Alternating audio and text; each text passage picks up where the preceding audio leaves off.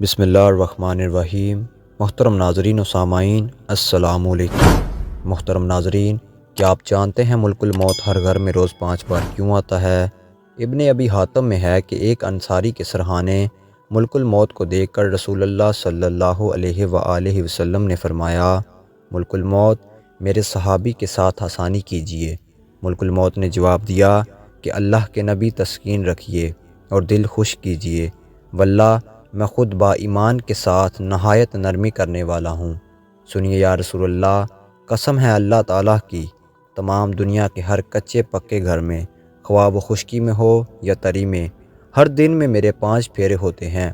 ہر چھوٹے بڑے کو میں اس سے بھی زیادہ جانتا ہوں جتنا وہ خود اپنے آپ کو جانتا ہے۔